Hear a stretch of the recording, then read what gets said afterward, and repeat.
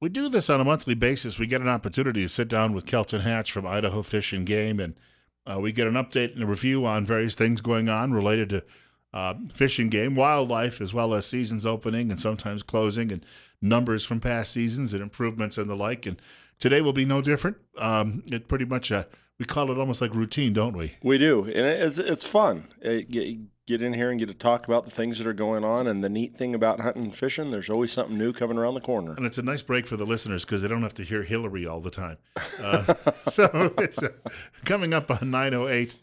Bill Colley, 2 with you on Top Story on News Radio 1310 KLIX and newsradio1310.com. But of course, Kelton will be taking some of your telephone calls a bit later in the program. But right off the top, you have a note here: General Bear and Turkey season open. Today, Wow. April 15th, yep. And so used to be tax day, now it's bear and turkey season. Yeah, much better, isn't it? And so, when you're out and about, there's going to be folks out in the hills. I know one of my buddies drew a tag down here in the South Hills, and he's out chasing turkeys around. They opened a little bit earlier last week for the youth to go down there on their controlled hunt tags. But if you're looking for something to do, it's a great opportunity to get out and just to wander around the hills. I've got a lot of friends that have bear hunted for 20 years and never harvested a bear. It's just kind of an excuse to go walk around and get out of the house in the spring to get rid of the cabin fever. So, but we do have some beautiful countryside that way. You bet. And we've got some really good bear hunting areas that are close to here. Up north, bear meat's really good to eat, and it's just a different type of activity to get out and do. Turkeys, lots of turkeys up north. A lot of places you can harvest 2 turkeys. In the spring, and that's also pretty exciting. I don't buy that it's as exciting as elk hunting because, a lot of people try to compare turkeys and elk together because you can call them both in because it's breeding season for the turkeys, and so a lot of guys will get out there, set up a hen decoy, camouflage themselves up, then start calling close to a roost or where they know turkeys frequent, and it is really exciting. Don't get me wrong, when you get a big old tom coming in gobbling and displaying and stuff like that, but it's just a little different to me when you've got a 30-pound turkey coming in and doing that, or a 600-pound bull elk tearing the tree down the side of you as he rakes his antlers on. But it's basically the same thing. You just get to do some calling and have some fun. And I understand the turkey population has really grown. Oh, it's gone through the roof up north. I mean, in the falls, it's 6 or 7 turkeys you can harvest in the fall up there, and that's just to maintain populations. I mean, they're prolific when they have good nesting seasons. I mean, 1 turkey, 12 chicks. I mean, that's pretty good growth in population, and the only way that we can manage that is through hunting. And so because they can really become a nuisance quickly. We haven't got a lot of turkeys down here in south central Idaho. However, every year we trap and relocate turkeys because they congregate on typically somebody's haystack or in somebody's yard, and the last thing people want is 120 turkeys sitting in their front yards, using the restroom there, and it gets pretty messy pretty quick. I had some friends and they had a sunken kitchen, so when you walked into the kitchen, the window behind the sink looked right out on the yard. So because it was about, they'd excavated about 3-4 feet down, and they had the same thing. The turkeys decided to move in, so when you were in the kitchen, the turkeys were right there by the window every day. If you were at the sink, you looked up, all you saw were turkeys roaming around. And they were right up against the building. And they're neat to see. I mean, I love them, but I just don't like. Nobody wants to have 120 of them standing in their front yard, and that's the problem. Every year, it's the same thing. I mean, we harp on feeding. Don't feed the critters, and we've had a couple instances over in Pocatello. The people just love them. They start throwing some feed out for the turkeys. Well, it's fine and dandy as long as they've got 4 or 5 there. But then they start throwing feed out, and then they have 100 there within a year because they tell all their friends, and the same thing happens with deer. But it's a neat time of year. Get out and just enjoy it. Even if you're not a hunter, it's just beautiful out there right now. Grass is green up in the South Hills, and the forest roads aren't open yet, but you can get up there and hike around and just really enjoy the spring this time of year. You got something here, sage and sharp as well. Well, sage and sharp-tail, we've kind of talked about this a little bit before. It's breeding season for the sage grouse and sharp-tail grouse, and they're out on leks, and those leks are breeding grounds. And what these birds do is they display, and the males will get out on these open plateaus all around. We check about 600 leks across the Magic Valley just to see, to try to monitor. The way why we check these leks is we go in and we count the males that are displaying every year on these leks. Um,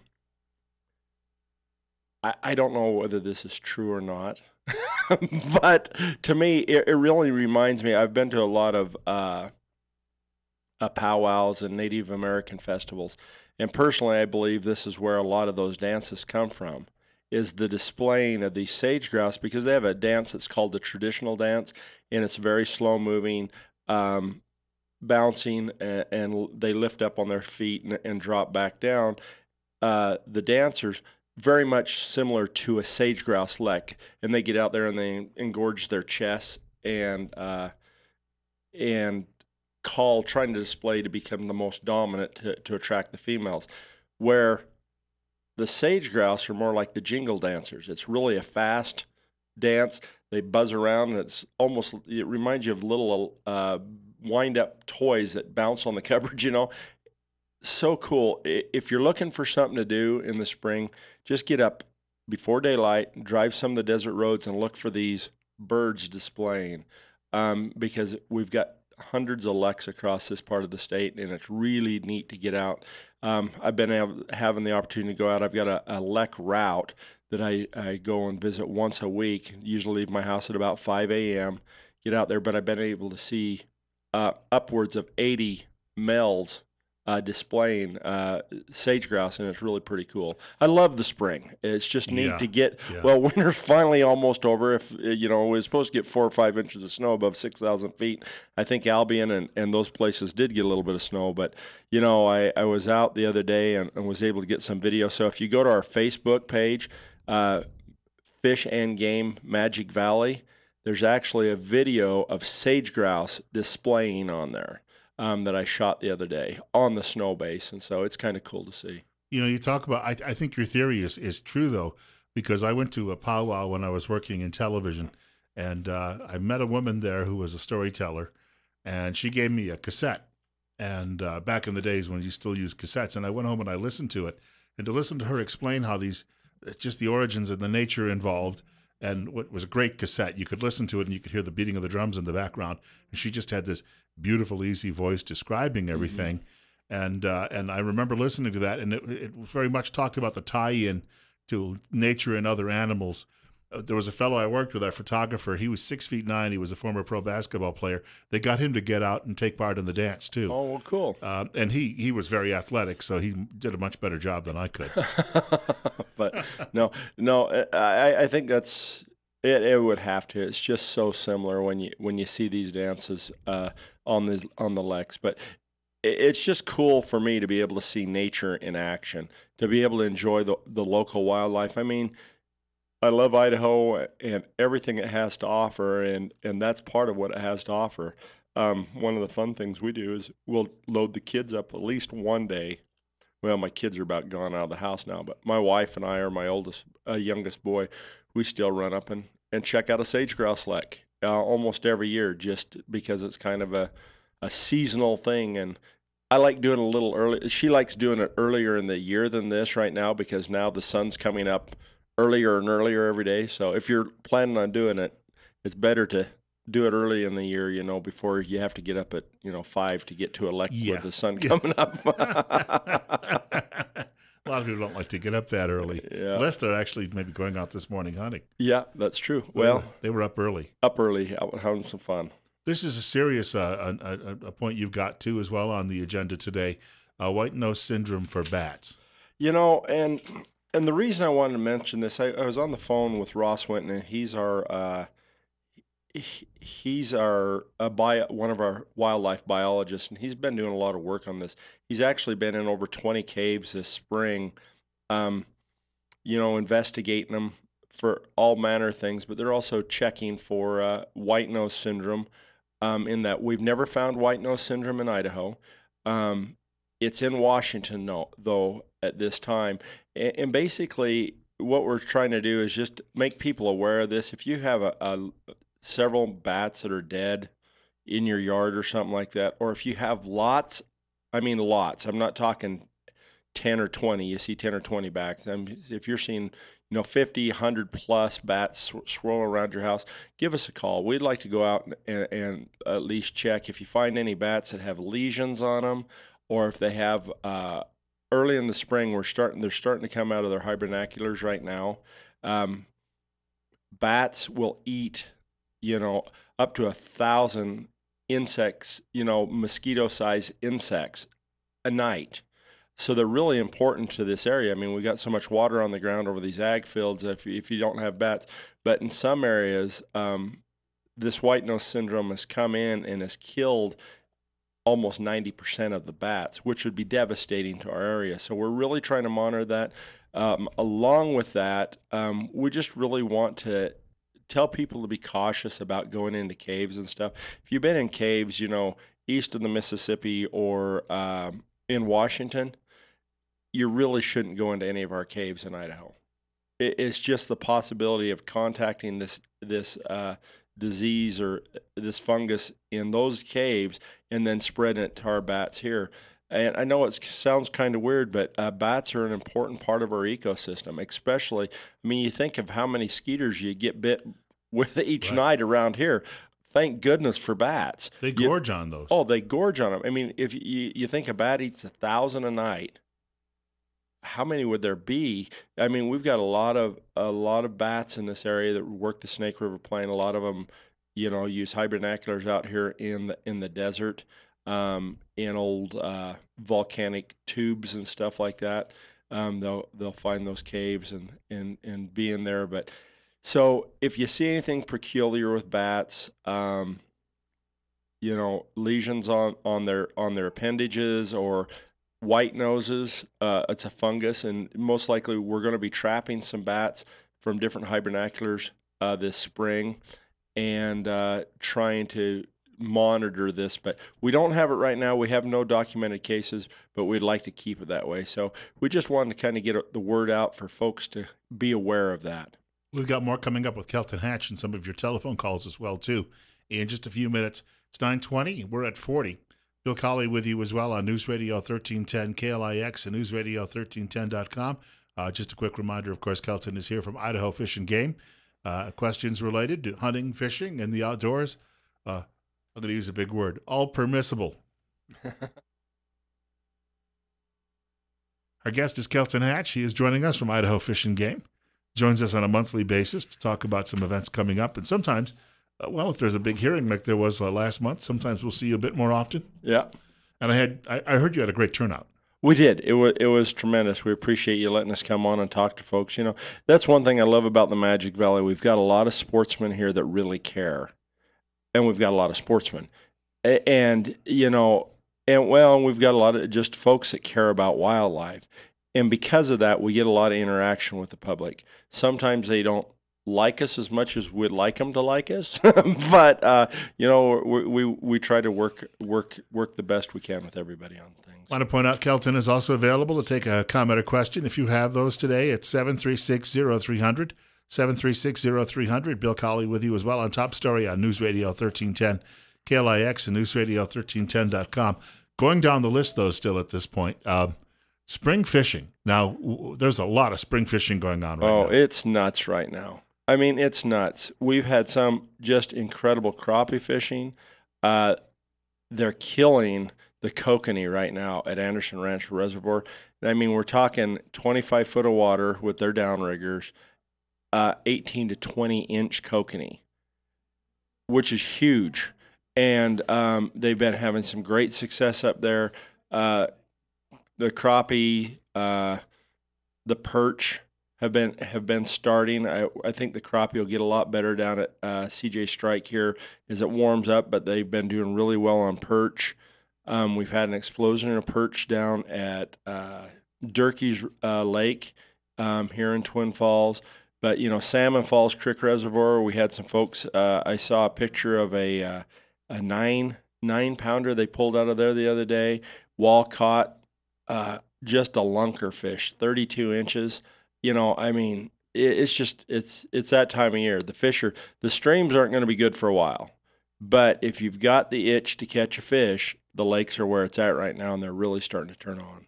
We have a caller with us. Caller, you're on the air with Kelton Hatch on KLIX.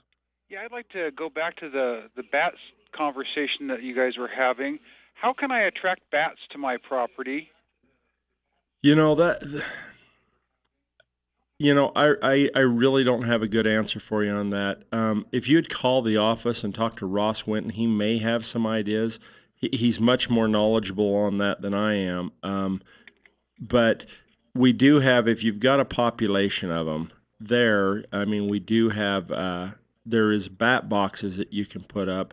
I have heard of people, if they've got some friends that have bats, they've taken some of the guano or waste from them Okay. and mixed it up in a spray bottle with some water and sprayed it on some of these roosts that you can make for bats. But I just really don't know. It's a mystery to me on how you get them there.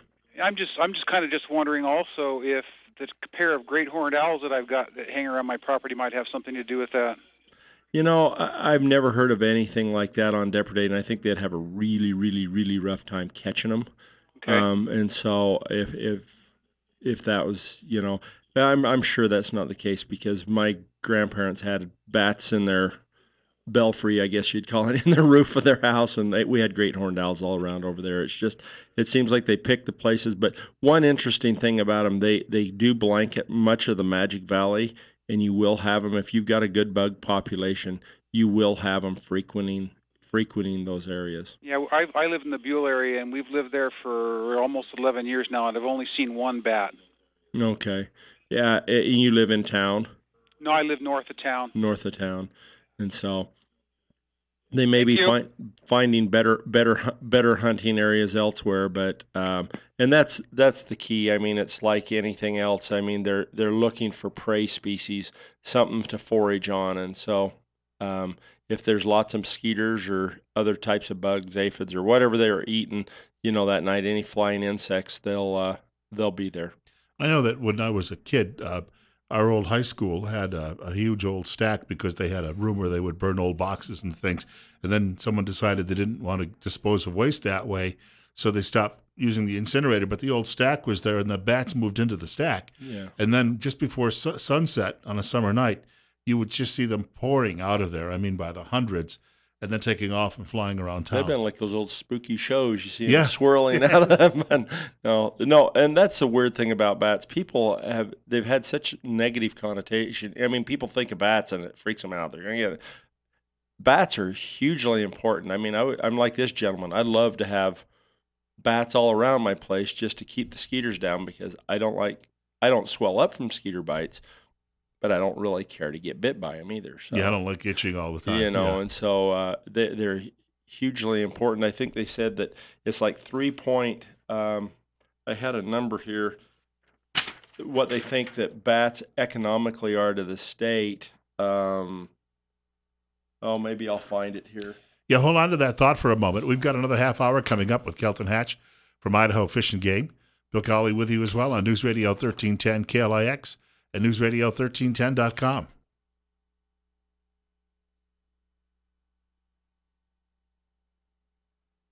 Joining us in studio, Kelton Hatch. He is, of course, here from Idaho Fish and Game. Joins us on a monthly basis on News Radio 1310 KLIX and newsradio1310.com and Top Story with Bill Colley. If you've got a comment or question for Kelton while he's in the studio with us, the number is 736-0300. I do want to tell you quickly, too, about our friends at Tint Lady. Tint Lady has a new location, 127 Filer Ave. It's going to be at the corner of Washington and easy to find now. And if you have a need for window tints with the hot weather coming, that will cut down on about 75%, we should point out. 75% of that heat convection coming through the windows. So eventually, those window tints will pay for themselves and the savings on your air conditioning bill. You can schedule an appointment for that estimate at 736-8469 or go online, tintladyidaho.com. This business has been locally owned and operated for almost a quarter century. Open Monday through Friday, 9 a.m. to 5 p.m., Saturday by appointment only. And remember, Don't squint, get tint. Caller with us. And caller, you're on the air with Kelton Hatch. Hi. Yeah, so I was wondering, my mom killed a moose several years ago up in the Ashton area. Yeah. And she recently got a letter from the Fish and Game, and they were wanting some hair off of the moose if we still had any. I was just kind of wondering what that was about. It's what they're doing is they're running a nutrient test on the hair. They'll take it and break it down and to determine what type of health the moose were in. It's new technology that they've had for a few years and they didn't have back then, and it kind of gives us a database on the condition of moose back then compared to the moose today, so that we can study them over all those years, so that we can monitor their conditions to see if anything changes as the years go on. And okay.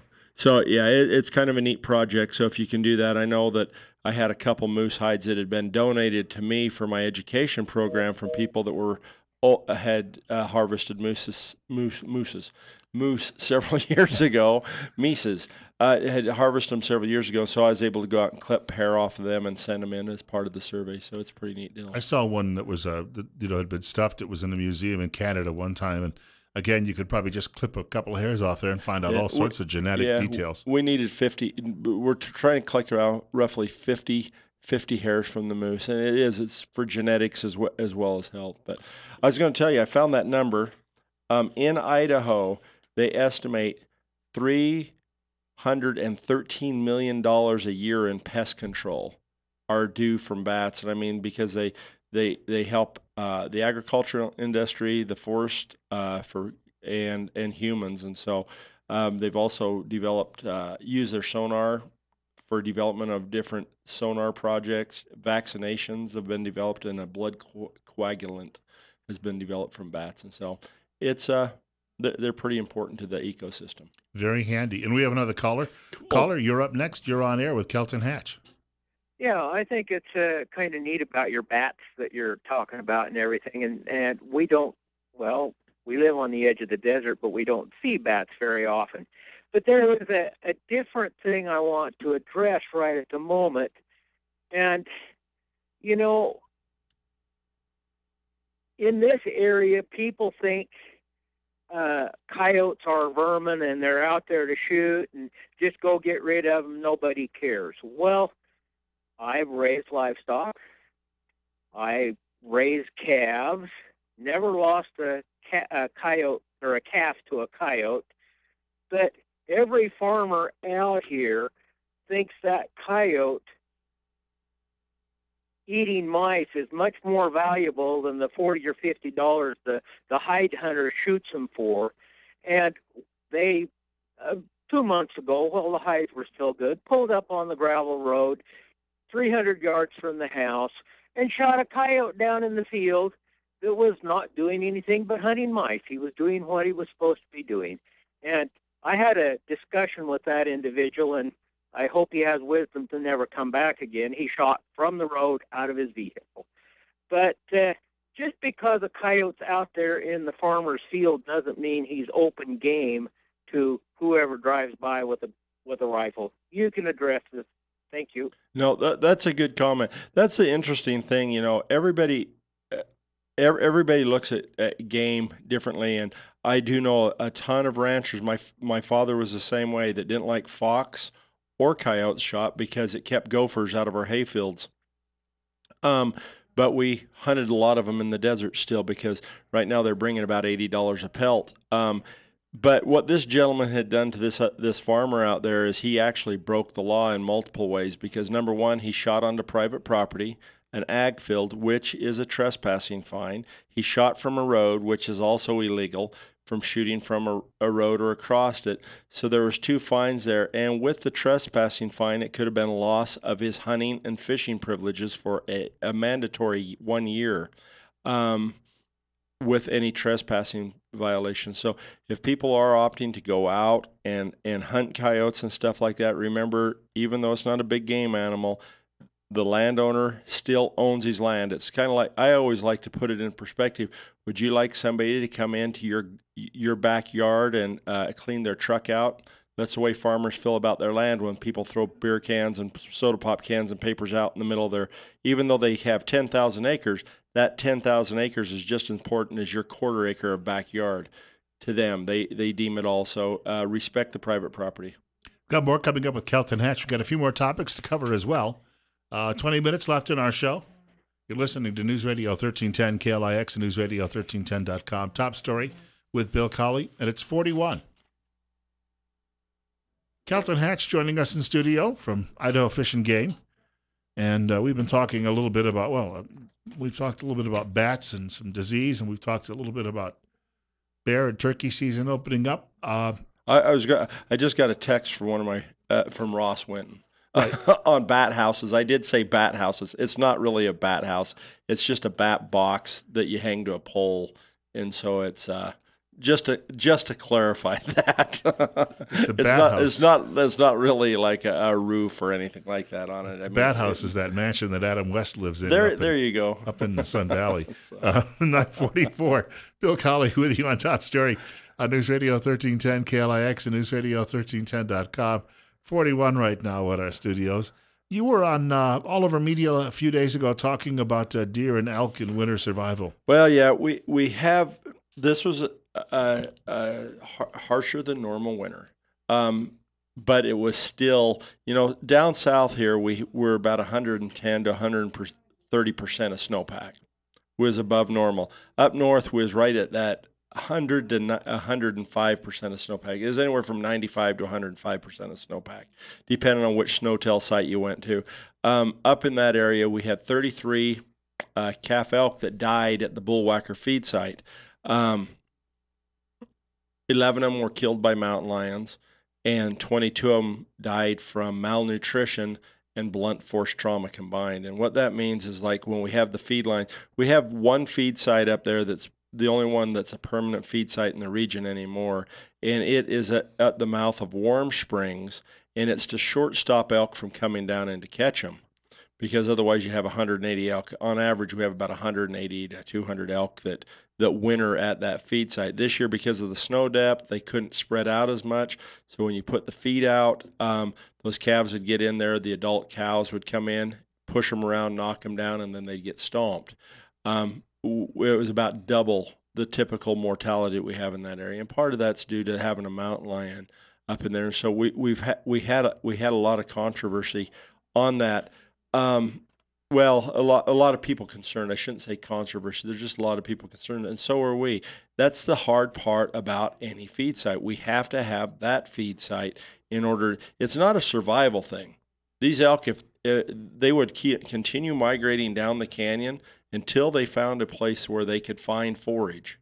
But because we have a big city there, getting bigger every year, we have to short stop them so we don't have them get run over by cars, and we don't have them in people's backyards on all over the place. But when I was writing that report up on that, I'd called. We have a research biologist. His name's Mark Hurley. He works out of headquarters, but he's over in the Idaho Falls area. He goes around the state radio calling elk.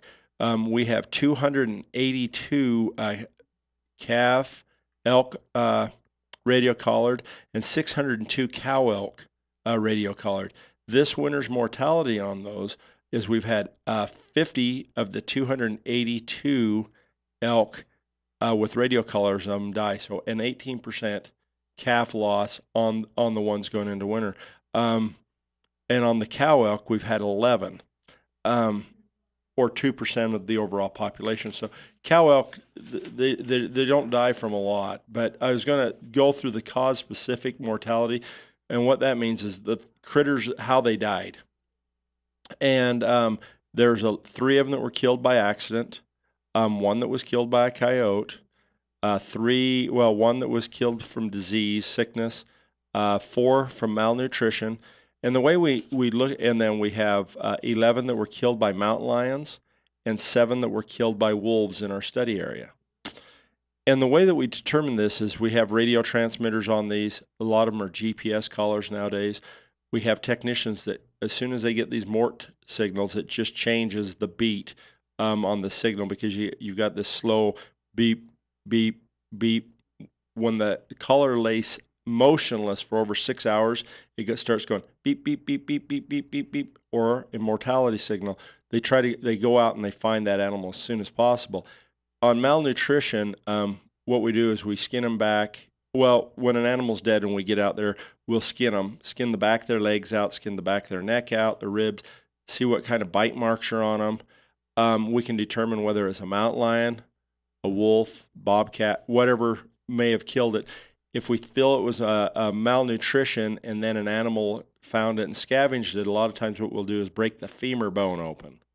And in the femur, we can look at the marrow, and if the marrow is a really red, blotchy, we know that the white or the fat in the marrow is gone, because typically good marrow has got a lot more white to it, and so we can determine the cause-specific mortality of these animals.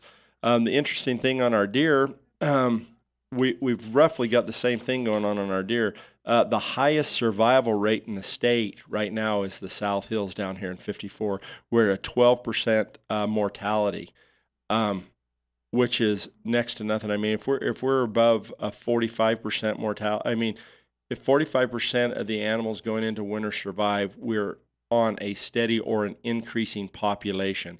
Because I was going to break it down for you on this also. I know I'm going really fast because there's a lot of information here. I was going to find this. We had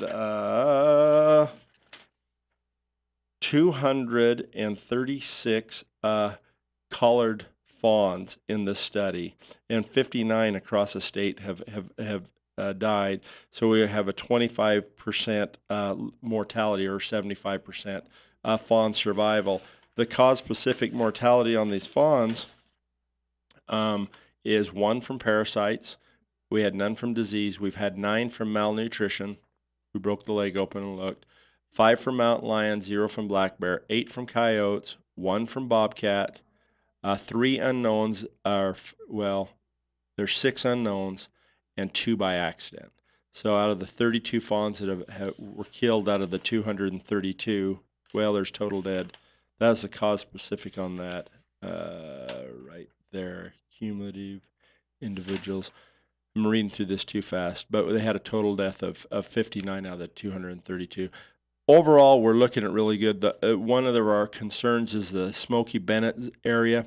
We're actually at a 41% mortality. That's those deer that are going to be up in 40, 43, all the stuff north of the interstate, pretty much, is what we're talking about. A lot of those deer migrate out of up by Featherville and come down into Unit 45, which is above Bliss. And the reason being is we've got a lot of habitat issues out there, and those deer were a little bit lighter going into the winter, and then they got winters early up in that area. And so malnutrition is much more likely to affect mule deer than elk, just because of body size. And so I just wanted to throw that out there, give people a little idea. We're looking really good for our overall fawn survival as well as our overall elk survival, and we should have just busting herds this fall for people to go hunting for. Back to fishing in the last few minutes of the program. Oh, you bet. Steelhead Angler's Pocket Guide. This is a cool new book. You know, it's really hard for somebody that works for the fishing game to say, well, I'm really not that good a fisherman. But, you know, I worked in Alaska for several years, and I was a really good fisherman up there because there's lots of salmon.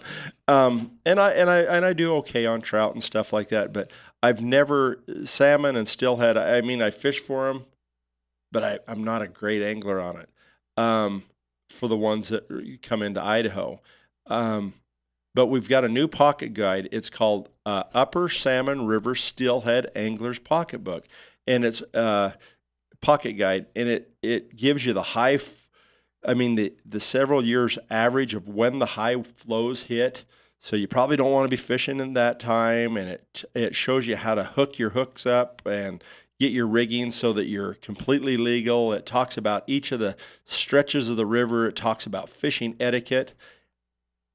Great. I mean, when I saw this, I was like, wow, we finally developed a really useful tool for folks. And so if you're interested in this, stop by the office. We're trying to get them out to our licensed vendors.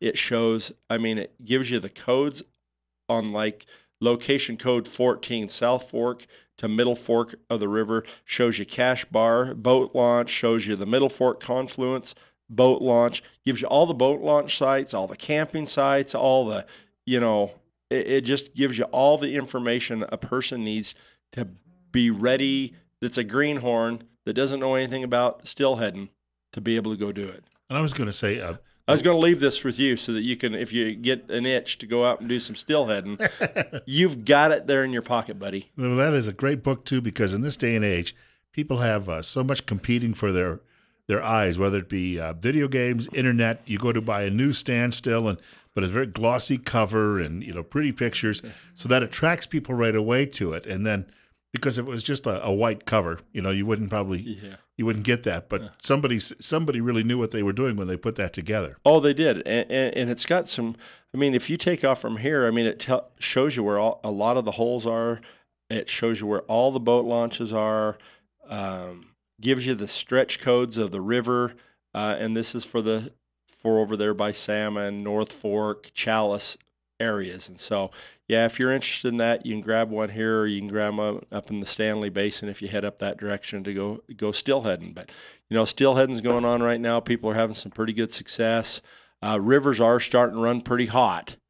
I was down at the confluence of the Bruno and the Jarbidge the other day, and my heavens, the water's bubbling out of there, and it's just black. I haven't seen flows like that in several years. It's just amazing. But it's interesting. We had a lot of rain this spring. We've had good snowpack, like I said, 130%, and most of our lakes are going to fare very well on the south of the interstate. Even though we had quite a bit of snow up north, they were anticipating it spilling this year, actually filling and spilling.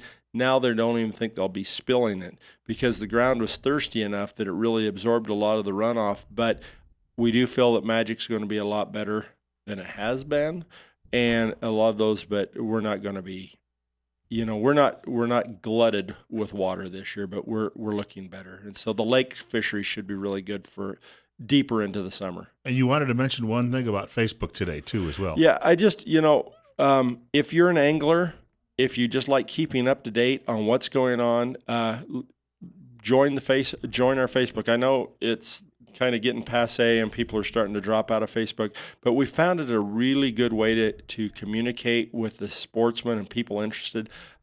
We have an officer's fishing report that comes out once a week on different bodies of water. We're getting people sending photos in so that we can publish where they're catching the fish, the depth. It's really good for if you're interested in fishing and you want up-to-date fishing results. It's the easiest way to get those fishing reports out to people. Any meetings we're having, any new things that are coming on. We've had some cool videos of sage grouse dancing, and turkeys. I shot some video of turkeys the other day, kind of strutting around and gobbling. We had some video. A couple of our biologists were up on a day off, just hiking around up in the hills, and they got some videos of a pack of wolves.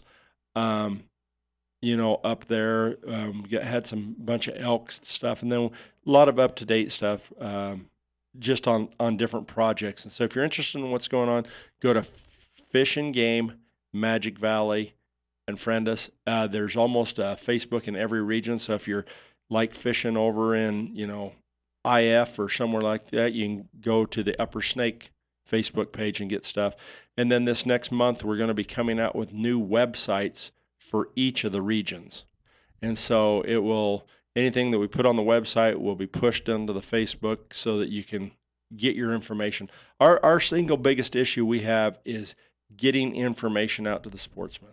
And that's what we're really trying to include them in this, make sure that we know what they're thinking, and make sure they know what's going on.